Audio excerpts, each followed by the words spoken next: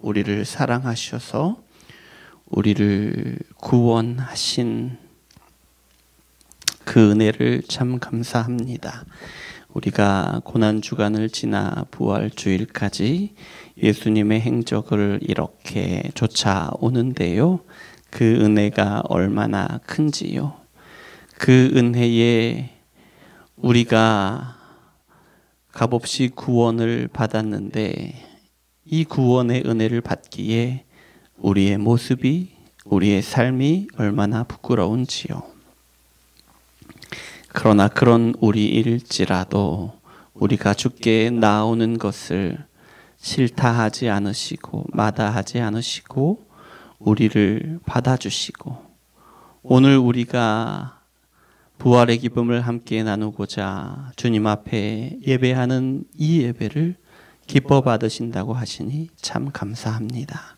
하나님, 오늘 우리가 말씀을 들을 때에 하나님께서 깨닫게 하시는 부활, 그 기쁨을 우리가 함께 누리고 그 기쁨에 동참하는 그런 시간이 될 수 있도록 주여 역사하여 주시옵소서.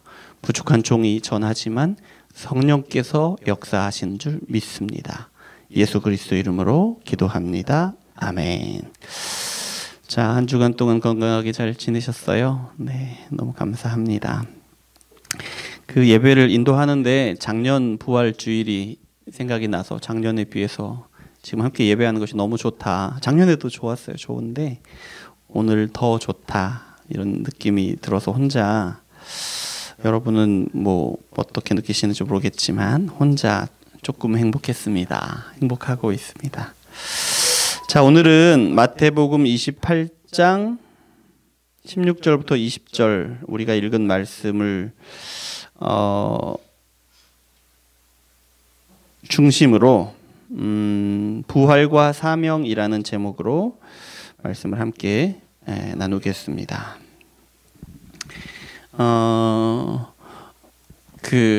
예수님이 자, 우리가 믿음으로 이렇게 고백했으면 좋겠습니다. 우리 주님이 부활하셨습니다.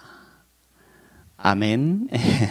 우리 함께 이렇게 따라해 보셨으면 좋겠어요. 우리 주님이 부활하셨습니다. 아멘.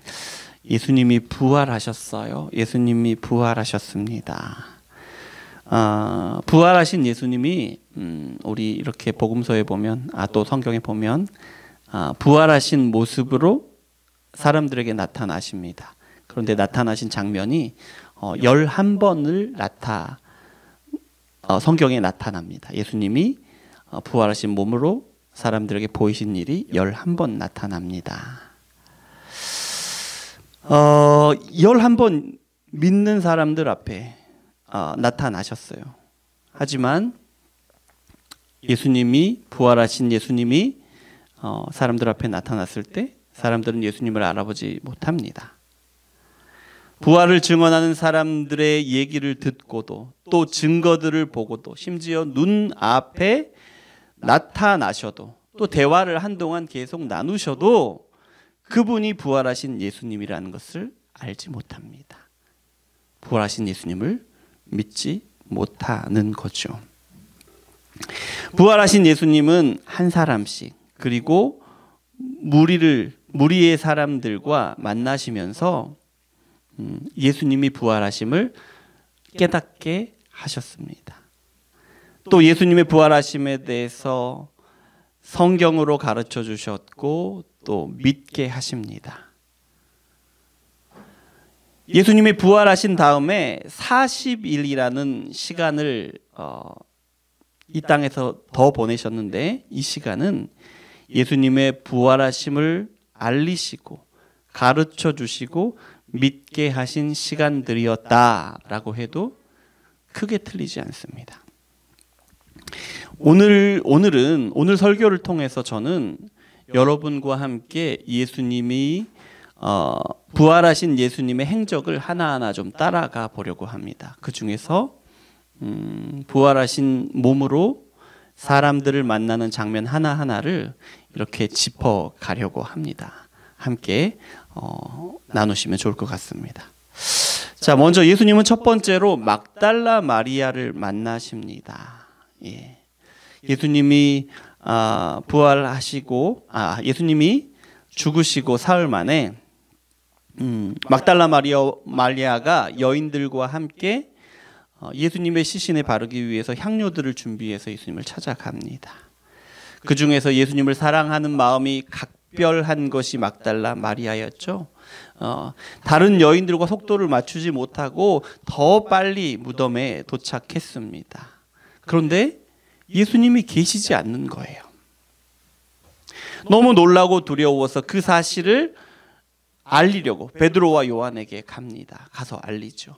베드로와 요한도 이게 무슨 일인가 하고 급히 예수님의 무덤에 왔는데 예수님이 계시지 않는 것을 확인합니다. 막달라 마리아, 베드로, 요한, 예수님이 그 무덤에 계시지 않는 것을 확인합니다마는 그렇다고 이 세 사람이 예수님이 부활하신 것을 믿은 것은 아닙니다. 이게 도대체 무슨 일이란 말인가? 의심스럽고 걱정스러운 그런 마음이었어요. 베드로와 요한은 무덤을 떠납니다. 오래 있을 수가 없어요. 로마 군인이 지키고 있었잖아요. 언제 잡혀갈지 모르니까 오래 머물지 못하고 곧 무덤을 떠납니다. 그리고 이어서 여인들이 무덤에 도착합니다. 막달라 마리아와 함께 출발했지만 막달라 마리아는 먼저 도착하고 이제서야 여인들이 이렇게 무덤에 도착했는데 그때는 이제 베드로와 요한도 없고 막달라 마리아도 없어요. 도착했는데 무덤이 비어 있는 것을 발견합니다. 역시 너무나 깜짝 놀랐죠. 무덤 안에 있던 천사가 설명하는 걸 듣고 그제서야 이제 예수님이 부활하신 것을 알죠. 하지만 이 여인들도 예수님을 아직 만나지는 못합니다. 자, 베드로와 요한이 떠났어요. 무덤에서 떠났어요. 또한 여인들도 무덤을 떠납니다. 예수님이 부활하셨다는 소식을 듣고 그것을 또 제자들에게 전하기 위해서 떠나죠. 집으로 돌아갑니다. 집으로 돌아갑니다. 무덤에는 아무도 없는데 이제 막달라 마리아가 다시 무덤으로 돌아왔어요. 돌아왔는데 너무 이렇게 황당하고 너무 이렇게 슬프고 너무 이렇게 놀라워서 그냥 그 자리에 주저앉아서 울고 있습니다. 홀로 앉아 울고 있는데 부활하신 예수님이 처음으로 막달라 마리아를 만나십니다. 우리 요한복음 20장 15절인데요. 이렇게 말씀하셔요. 여자여 어찌하여 울며 누구를 찾느냐. 예수님이 이렇게 말씀하시는데 마리아는 그 말하는 사람이 누군지 모릅니다. 산지기인 줄로 알아요. 예수님이 다시 마리아를 부르십니다. 마리아야, 마리아야 이렇게 부르는데 마리아는 그리스 말이고요. 예수님이 이스라엘 사람들이 쓰는 말 아람어로 마리아를 부르십니다. 미리아마, 미리아마.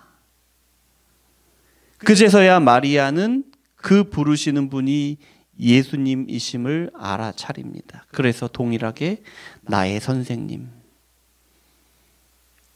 아람어로 라보니여라고 예수님을 부릅니다. 랍비라고 부르지 않고 랍오니라고 부른 것은 그냥 선생이 아니고 나의 선생님, 나의 선생님이라는 뜻으로 예수님을 친밀하게 부르고 있는 것이에요.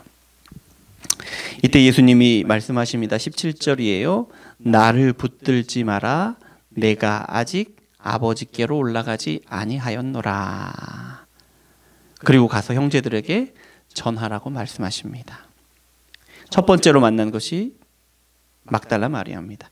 두 번째로 만난 사람들은 막달라 마리아와 함께 예수님의 무덤을 찾아간 여인들입니다. 무덤에 도착했더니 무덤이 비어 있습니다. 예수님이 부활하셨다는 이야기를 천사를 통해 전해 들었어요. 그래서 그 소식을 전해 듣고 집으로 돌아가는 길인데 도중에 예수님이 나타나십니다. 마태복음 28장 8절부터 10절 펴져 있을 테니까 한번 보세요. 뭐라고 말씀하시면 무서워 말라. 가서 내 형제들에게 갈릴리로 가라 하라. 이런 내용으로 말씀을 하셔요. 제자들에게 가서 예수님을 만났고 갈릴리에 가서 제자들을 만나기를 원하신다라는 그 말씀을 전하라고 하세요. 두 번째로 예수님을 만난 것은 막달라 마리아와 함께 무덤을 찾아온 여인들입니다. 세 번째로 또 누구를 만나냐면 베드로를 만나십니다. 누가복음 24장 34절을 보면 이런 말씀이 나와 있어요. 들어보세요. 말하기를 주께서 과연 살아나시고 시몬에게 보이셨다 하는지라. 이 말은 엠마오로 가는 두 제자들이 예수님을 만나고 난 다음에 고백하는 거예요. 아마도 두 제자는 베드로가 부활하신 예수님을 만났다라는 사실을, 그 소식을 들은 모양이에요. 엠마오로 출발하기 전에 들은 모양이에요. 그런데 이 두 사람은 예수님이 부활하셨다는 사실을 믿지는 못한 것 같아요. 도대체 이게 무슨 일인가? 왜 베드로가 저런 이야기를 하는가? 이런 마음이었던 것 같아요. 그렇지 않았다면, 예수님이 부활하셨다는 것을 믿었다면 지금 이 두 사람이 엠마오로 가고 있지 않겠죠. 예루살렘에 남아 있겠죠. 왜요? 부활하신 예수님을 만나고 싶지 않겠습니까? 예수님이 부활하셨다는 사실을 믿으면. 자, 이렇게 세 번째로 엠마오로 가는 두 제자들이 예수님을 만납니다. 베드로가 예수님을 만나고요. 네 번째 만난 사람은 당연히 엠마오로 가는 두 제자들인데요. 그 중에 한 사람은 글로바라는 사람이에요. 이 두 사람은 고향인 엠마오로 돌아가는 길입니다. 그러는 도중에 예수님을 만나서 함께 이야기해요. 동행하면서 그렇게 함께 이야기하면서 왔어요. 그리고 저녁 시간이 되어서 함께 식사를 하는데 그 저녁 시간에 예수님이 떡을 떼시고 축사를 하시는 거예요. 그때서야 깨닫습니다. 이분이 부활하신 예수님이시구나. 그때 깨닫습니다. 네 번째, 엠마오로 가는 두 제자가 예수님을 만납니다. 다섯 번째, 부활하신 예수님을 만난 사람들은 예수님의 11 제자들이에요. 그 중에 도마는 빠졌으니까 10 제자들이죠. 그리고 그 제자들과 함께 예루살렘에 있던 사람들이에요. 첫 번째로 부활하신 예수님을 만난 막달라 마리아가 예수님을 만나고 예수님이 전하는 말씀을 듣고 제자들에게 갔겠죠. 예수님이 부활하셨습니다. 전했습니다. 막달라 마리아만 그랬을까요? 막달라 마리아와 함께 출발한 그 여인들도 예수님이 부활하셨다는 사실을 제자들에게 전합니다. 또 엠마오로 가는 베드로도 제자들 앞에서 그렇게 이야기를 했고요. 엠마오로 가는 두 제자도 예수님이 부활하셨다는 소식을 전하죠. 그래서 지금 제자들이 모여 있어요. 그런데 진짜 예수님이 부활하셨다 이걸 확신하지 못하고 웅성웅성 하는 거예요. 이게 도대체 어떤 일이야? 무슨 일이야? 왜 저 사람들이 예수님이 부활하셨다고 말하는 거지? 이런 분위기인 거예요. 그러는 가운데 예수님이 호련히 나타나시는데 요한복음 20장 19절에 나타나셔요. 평안이 있을지어다. 아버지께서 나를 보내신 것 같이 나도 너희를 보내노라. 이렇게 말씀하세요. 그리고 말씀하시는데 성령 받으라. 이렇게 말씀하셔요. 이렇게 다섯 번째로 부활하신 예수님 만난 사람들은 누구죠? 예수님의 제자들과 또 그와 함께 있는 사람들이 다섯 번째로 부활하신 예수님을 만납니다. 그리고 이 다섯 번째까지는 예수님의 부활하신 첫날, 그날 만나신 거예요. 여섯 번째로 부활하신 예수님을 만난 사람들이 있는데 그것은 이제 일주일이 지나고 부활하시고 일주일이 지난 날이에요. 일주일 후에 역시 제자들이 모여 있어요. 근데 이 자리에는 일주일 전에는 없던 도마도 그 자리에 함께 있습니다. 요한복음 20장 27절인데요. 내 손가락을 이리 내밀어 내 손을 보고 내 손을 내밀어 내 옆구리에 넣어보라. 그리하여 믿음 없는 자가 되지 말고 믿는 자가 되라. 예수님이 부활하셨다는 사실을 도무지 믿지 못하는 도마에게 예수님이 하신 말씀이죠. 그리고 또 말씀하세요. 이렇게 너는 나를 본고로 믿느냐? 보지 못하고 믿는 자들은 복되도다. 여섯 번째로 도마를 만나실 때 하신 말씀이에요. 자, 일곱 번째로 또 예수님이 만나신 사람들은 갈릴리 바다에서 만난 일곱 제자들입니다. 베드로와 도마, 나다나엘, 요한과 야고보, 그리고 이름이 기록되지 않는 두 사람, 그렇게 일곱 사람이 갈릴리 바다에서 고기를 잡고 있다가 만납니다.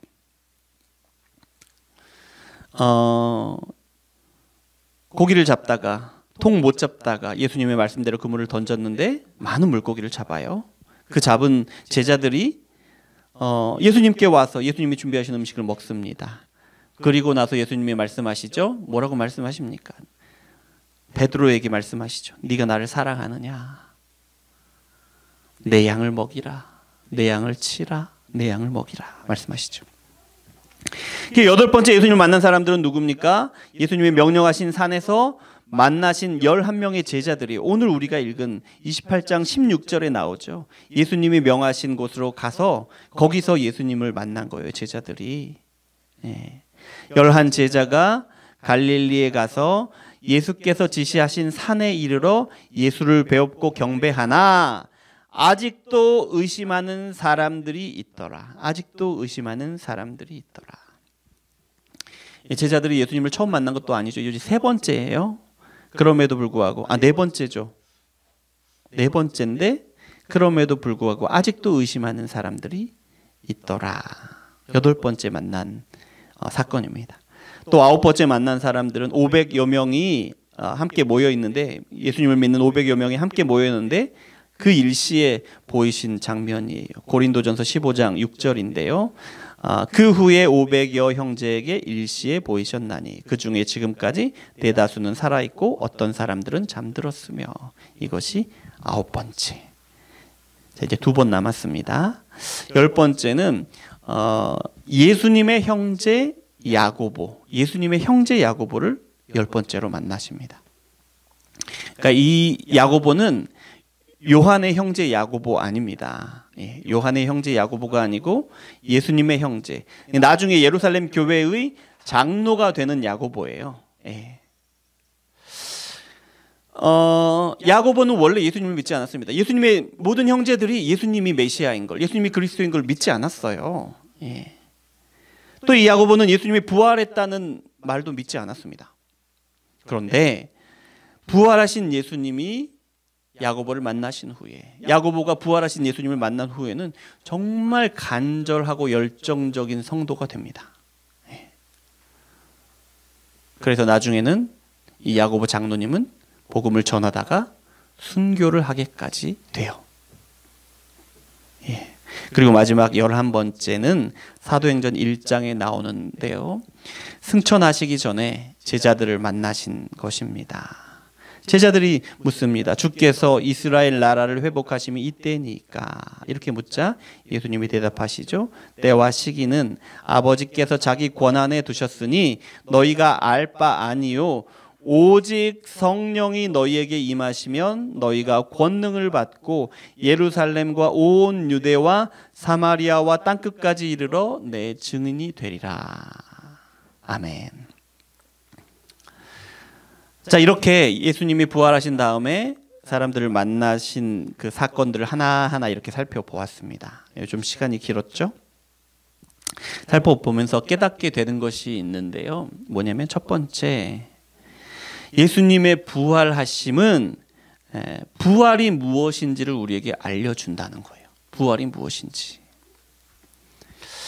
먼저 예수님의 부활하신 사건을 보면서 그것을 확인하면서 많은 사람들에게 나타나신 그 사건들을 하나하나 이렇게 확인하면서 우리는 이 부활 사건이 실제로 일어났구나, 실제로 일어난 역사적인 사건이구나라는 것을 알 수 있습니다.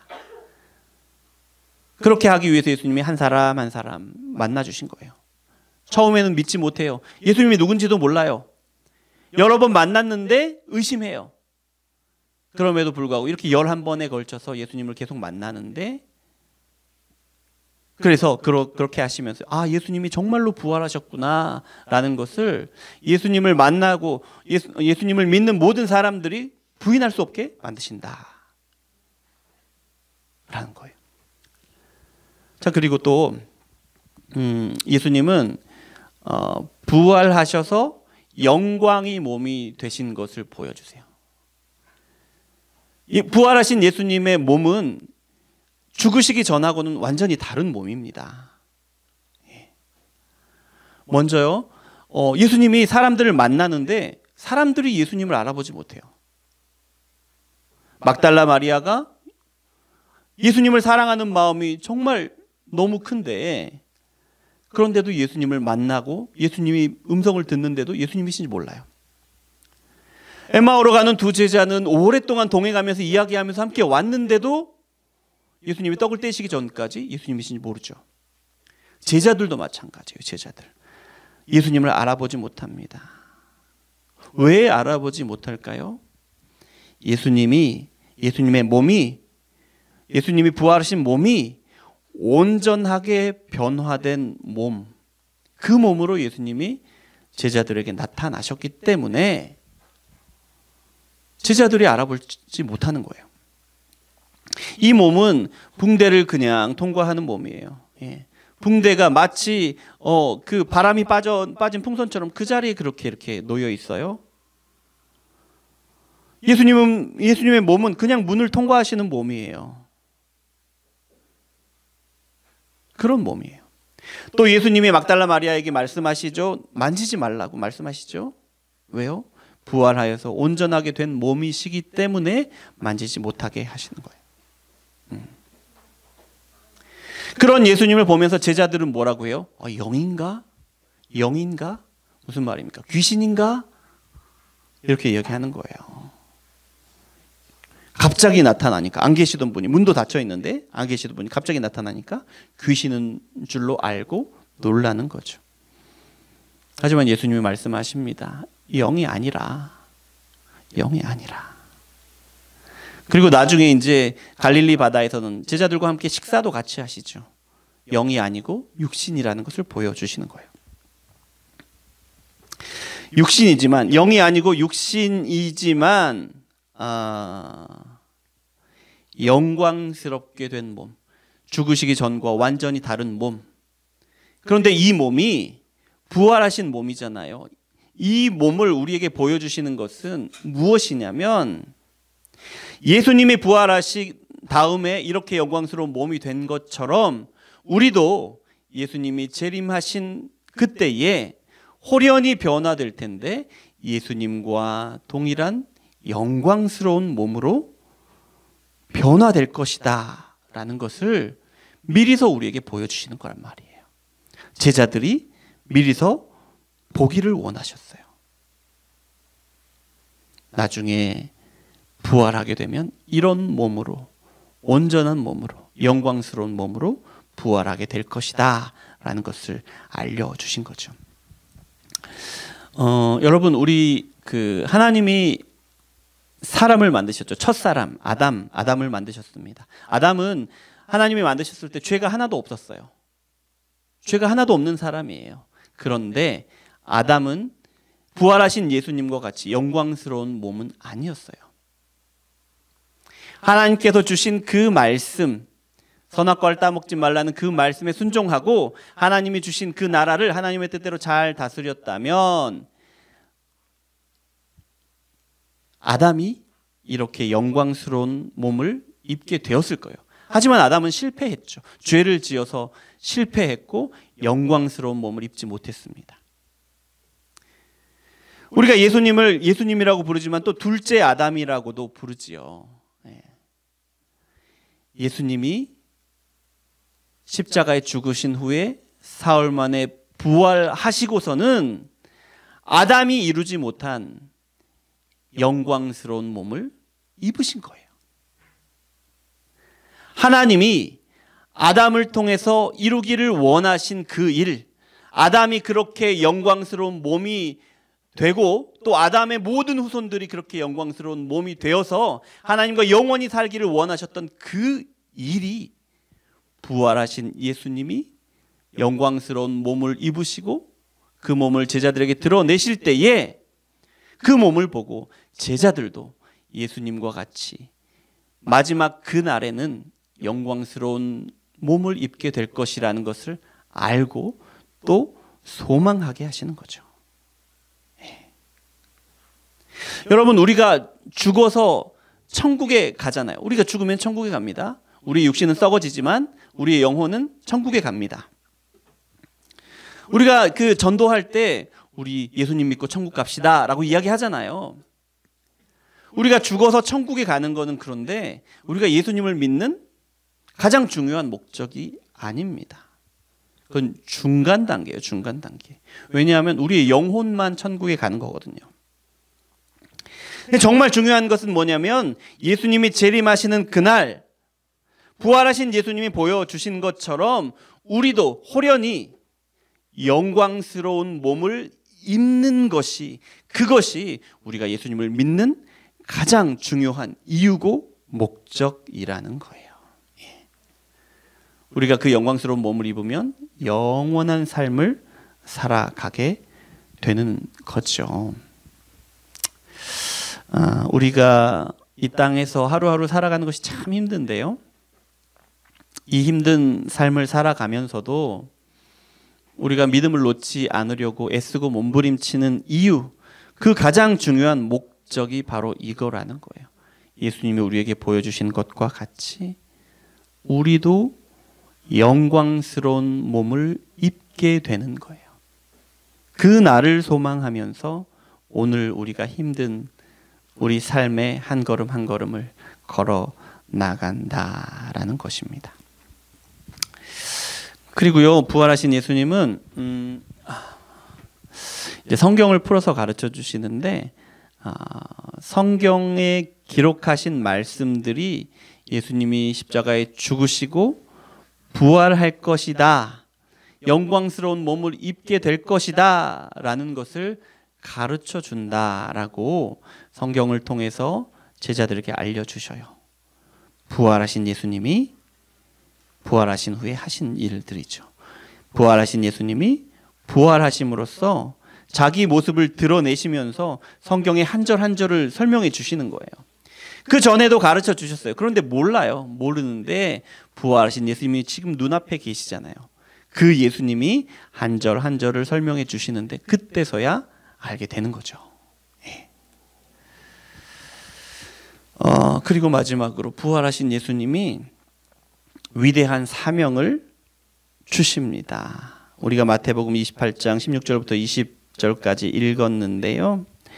빨간 글씨만 읽어보면 하늘과 땅의 모든 권세를 내게 주셨으니 그러므로 너희는 가서 모든 민족을 제자로 삼아 아버지와 아들과 성령의 이름으로 세례를 베풀고 내가 너희에게 분부한 모든 것을 가르쳐 지키게 하라. 볼지어다 내가 세상 끝날까지 너희와 항상 함께 있으리라. 아멘.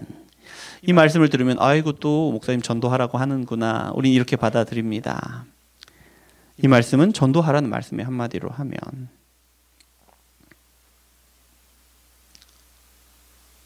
근데 이 말씀은 복음을 전해서 예수님을 믿는 제자로 삼으라는 말씀이죠. 세례를 주어 구별하고 예수님이 가르치신 것으로 가르칠 뿐만 아니라 지키게 하라는 말씀이잖아요. 여러분 이 말씀, 이 명령이 교회를 세웁니다. 이 명령에 순종해서 교회가 세워져요. 예수님이 세우신 모든 교회는 이 명령에 순종해서 세워지는 거예요. 우리 운정예수마을 교회도 이 명령을 따라서 세워진 교회라는 사실 여러분 분명히 기억하시고 붙드셔야 합니다. 여러분 아직 우리가 이제 우리 교회가 생기고 우리 가운데 아직 이제 전도를 해서 이렇게 새로운 분들이 오신 적이 없어요. 우리가 전도해서 그렇죠? 아직 우리는 이 명령에 순종하지 못했습니다마는 우리보다 먼저 이 명령에 순종하신 누군가가 이 명령에 순종할 때 우리에게 복음이 전해졌고요. 우리가 믿음을 갖게 되었고요. 세례를 받았습니다. 그리고 2018년에 여기에 교회가 세워진 거예요. 그리고 지금도 우리가 예수님의 말씀을 배우고 순종하고자 애쓰고 있는데요. 이렇게 하는 것이, 이것이 바로 교회라는 거예요.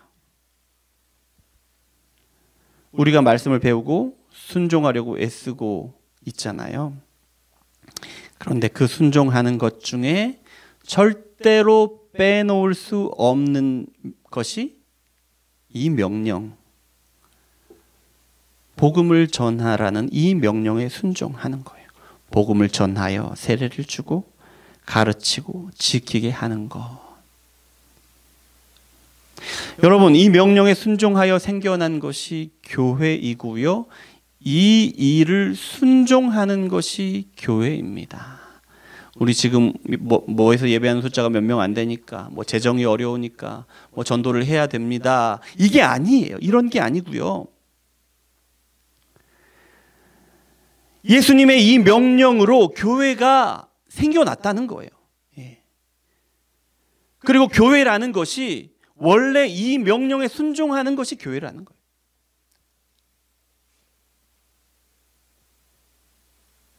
예수님의 이 명령을 순종하지 않았다면 교회는 생겨나지 않았습니다. 그리고 예수님의 이 명령에 순종하지 않는다면 교회의 모습을 하고 있지만 그 사람들은 교회가 아닌 거예요. 복음을 전하지 않으면, 전도하지 않으면, 선교하지 않으면, 땅끝까지 이르러 예수님의 증인이 되지 않으면 그 사람들은 교회가 아니라는 거예요. 부활하신 예수님을 만난 사람들을 보세요. 막달라 마리아가 처음으로 예수님을 만났죠.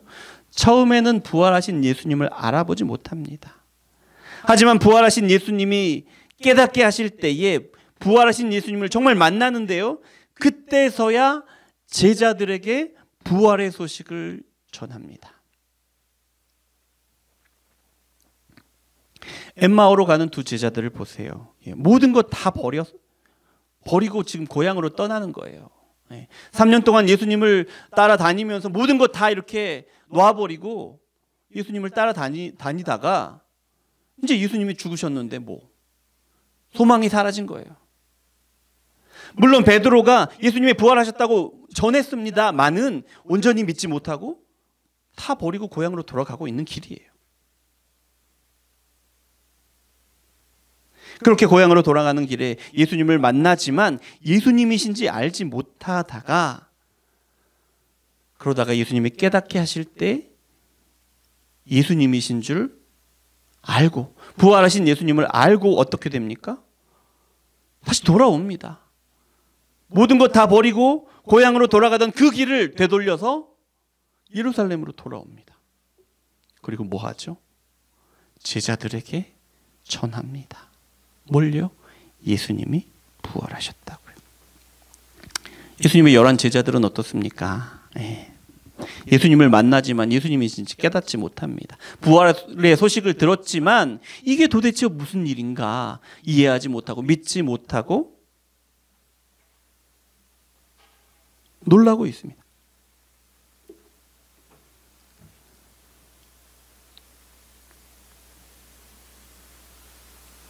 예수님을 배신하고 나서 절망하고 의기소침한 겁쟁이가 되어서 아무것도 하지 못하다가 부활하신 예수님을 만나고 나서는 어떻게 됩니까?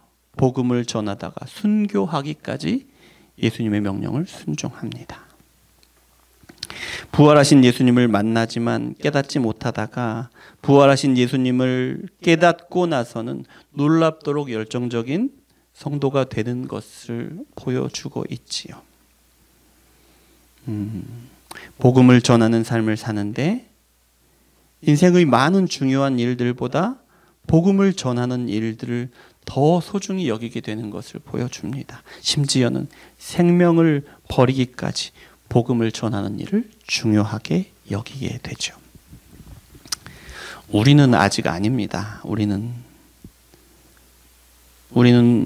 복음을 전하는 것이 아직 어색하고 두려울 따름입니다.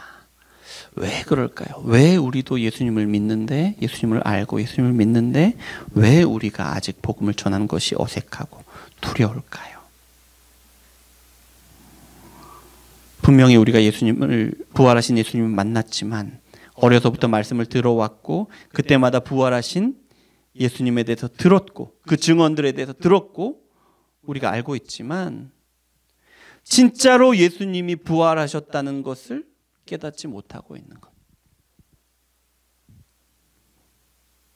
예수님이 부활하신 영광의 몸이